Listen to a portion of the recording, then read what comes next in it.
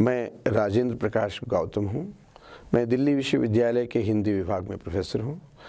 आज हम प्रश्न पत्र आधुनिक कविता 2 के अंतर्गत रघुवीर सहाय की कविताओं का पाठ विश्लेषण करेंगे। इस पाठ के अध्ययन के उपरांत आप साठोत्तरी हिंदी कविता का परिदृश्य समझ सकेंगे। रघुवीर सहाय की कविताओं की प्रमुख विशेषताएं जान पाएंगे। रघुवीर सहाय का रचनात्मक लक्ष्य समझ सकेंगे। समाज और राजनीति के प्रति रघुवीर सहाय का दृष्टिकोण और उनके अन्य वैचारिक अभिव्यक्तियों के रूपों को समझ सकेंगे। रघुवीर सहाय की 3 विशिष्ट कविताओं रामदास, आपकी हंसी और हंसो हंसो जल्दी हंसो के साहित्यिक विश्लेषण के आधार पर उनके काव्य का वैशिष्ट्य समझ सकेंगे। इसके लिए हमें रघुवीर सहाय की कविता की पृष्ठभूमि को समझना होगा। रघुवीर सहाय साठोत्तरी हिंदी कविता के प्रतिनिधि कवियों में से हैं। उन्होंने प्रयोगवाद और नई कविता के दौर में काव्य रचना आरंभ की।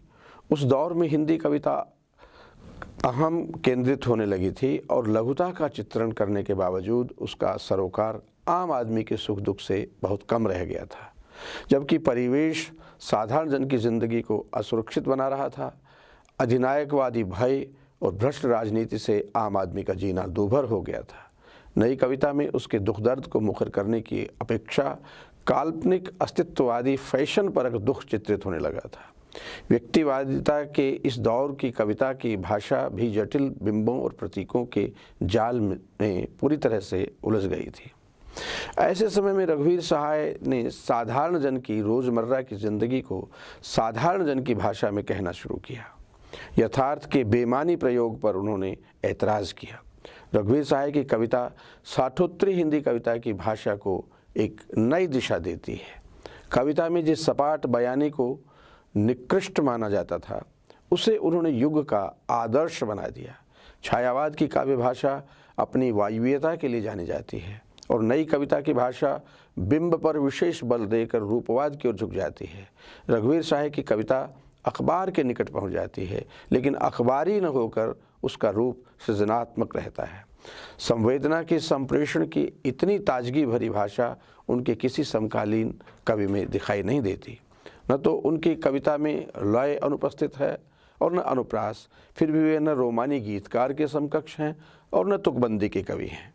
उनकी भाषा में गद्य का रंग प्रधान है और ये गद्य कविता को भारी भरकम नहीं बनाता, बल्कि उसे एक लोच देता है।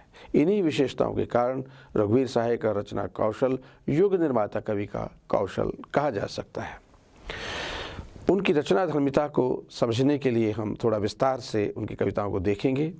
रघुवीर सहाय का समूचा लेखन आम आदमी के सुख दुख का चित्रण करता है। उनकी कविता जनसाधारण की कविता है।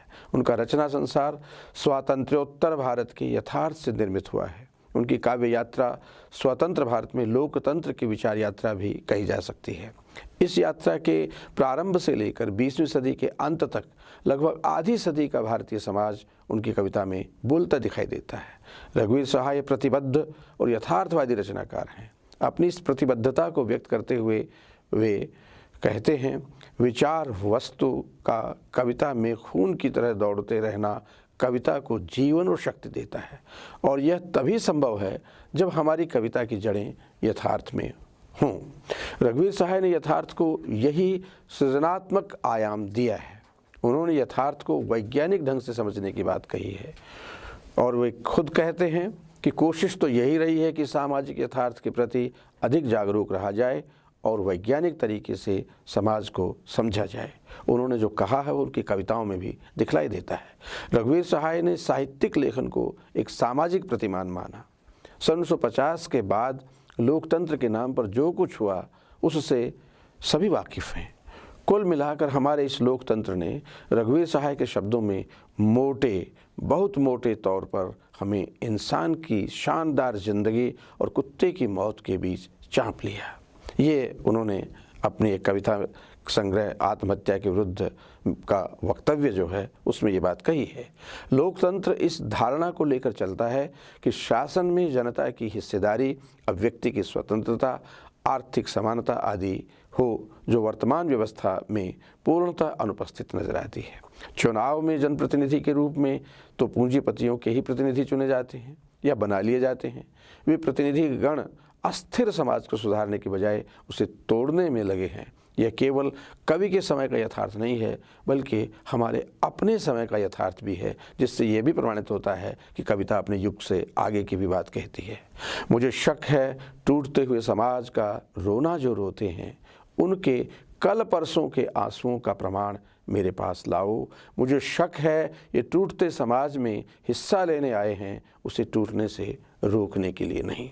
जनप्रतिनिधियों का जो दायित्व होना चाहिए, उस दायित्व का विश्लेषण इन पंक्तियों में कवि करता है और उन्हें आशंका है कि जो समाज को जोड़ने की बात कह रहे हैं, यह वास्तविकता नहीं है, वे उसके तोड़ने का प्रयास अधिक कर रहे हैं। रघुवीर सहाय लोकतंत्र की विसंगति, विडंबना को बहुत गहराई से जाकर उघाड़ते हैं और बार बार इस पर व्यंग्य करते हैं। संसद एक मंदिर है जहाँ किसी को द्रोही नहीं कहा जा सकता। 10 मंत्री बेईमान और कोई अपराध सिद्ध नहीं। काल रोग का फल है और अकाल अनावृष्टि का। यह भारत एक महागद्दा है प्रेम का। तो अपराध सिद्धि न होना यह दिखला रहा है कि किस प्रकार एक ऐसी व्यवस्था धीरे धीरे पनपी जिसमें शक्ति प्राप्त को कभी अपराधी नहीं सिद्ध किया जा सका। यह हमारे लोकतंत्र की एक बहुत बड़ी समस्या है। इस पर इन पंक्तियों में कवि ने अपनी टिप्पणी की है। ऐसे लोकतंत्र में बुर्जुआ वर्ग को छोड़कर सभी उद्देश्यहीनता की जिंदगी जीते हैं। वे जीते हैं सिर्फ जीने के लिए। लड़का बड़ा होता है सिर्फ बड़ा होने के लिए। उसके पास न कोई शक्ति है न उद्देश्य है। इसलिए कहते हैं रघुवीर सहाय, बड़ा हो रहा है लड़का उन औजारों के बिना जिससे वह बनाता और तोड़ता हुआ बड़ा होता, वह सिर्फ बड़ा हो रहा है। औजार गायब हैं आज हमारी नई पीढ़ी के पास। किस चीज़ के औजार गायब हैं? एक नए समाज को बनाने के औजार गायब हैं। इसीलिए कवि इस चिंता से ग्रस्त है कि बड़ा हो रहा है लड़का और उन औजारों के बिना बड़ा हो रहा है जिन औजारों के माध्यम से वह समाज का निर्माण कर सकता था। यह व्यवस्था नाकाम और कमज़ोर आदमी बनाती है जिससे कोई अन्याय के खिलाफ आवाज़ न उठा सके। इस प्रकार भारत की स्वाधीनता के बाद भी बुर्जुआ लोकतंत्र के यहाँ की जनता को दोबारा पराधीन होना पड़ा।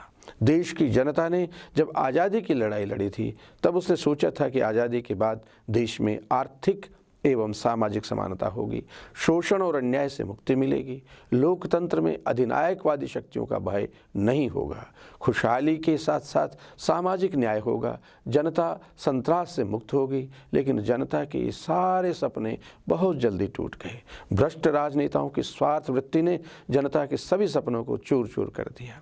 रघुवीर सहाय स्वप्न भंग पर टिप्पणी करते हुए लिखते हैं, 20 वर्ष खो गए भरमे उपदेश में, एक पूरी पीढ़ी जन्मी पली पुसी क्लेश में, बेईमानी हो गई अपने ही देश में। तो नई पीढ़ी के बेईमानी होने की विडंबना और अपने ही देश में बेईमानी होना और भी विडंबनापूर्ण है।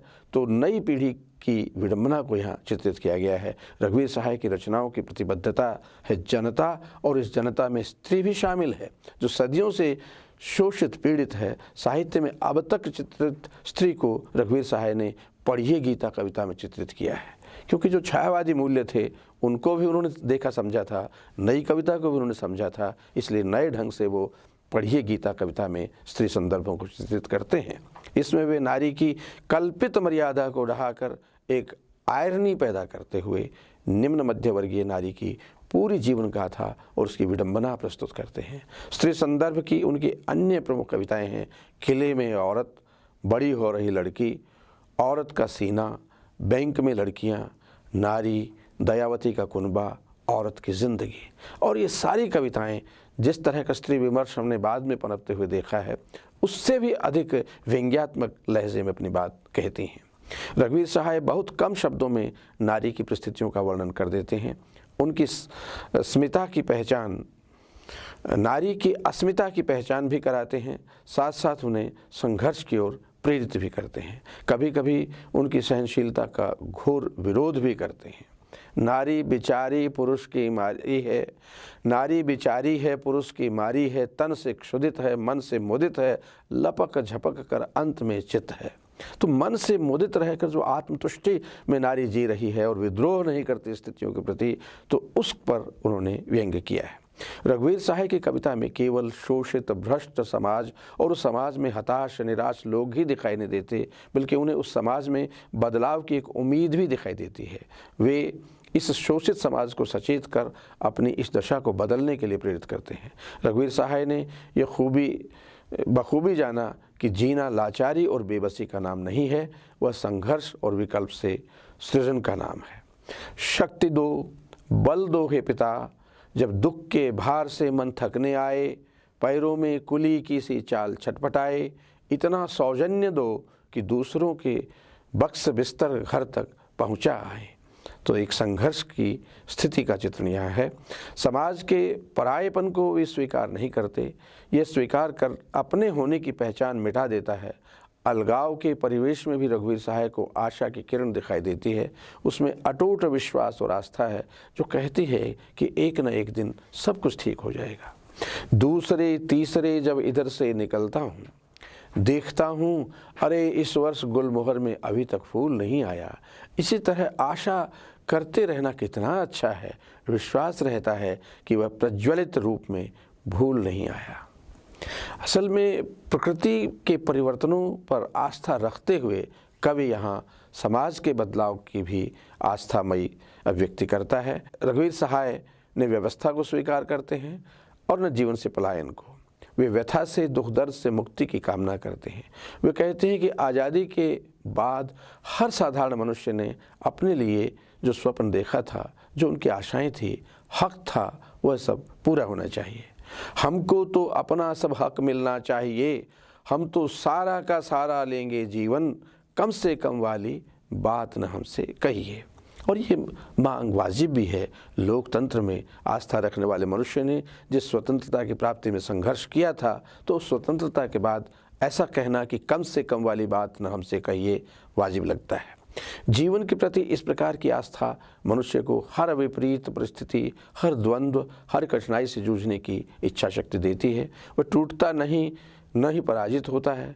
रघुवीर सहाय समाज में व्याप्त इस भयावह परिस्थिति से स्वाभाविक स्वविवेक के आधार पर लड़ते हैं, परंतु कविता में कोई निष्कर्ष या निर्णय नहीं देते। वे जनता में इसकी समझ देते हैं जो अपना विकल्प खुद बनाएगी। रघुवीर सहाय का कविता संसार बहुत बड़ा है, जिसमें उन्होंने हर शोषित पीड़ित के दुख दर्द को पहचाना और संघर्ष किया है। वे सबके दुख दर्द में भागीदार हुए हैं, सबके लिए लड़े, भाषा के स्तर पर सबको अपना अधिकार प्राप्त करने के लिए लड़ते रहे, जीवन के अंत तक एक अदम्य जिजीविषा के साथ लड़ते रहे हैं रघुवीर सहाय।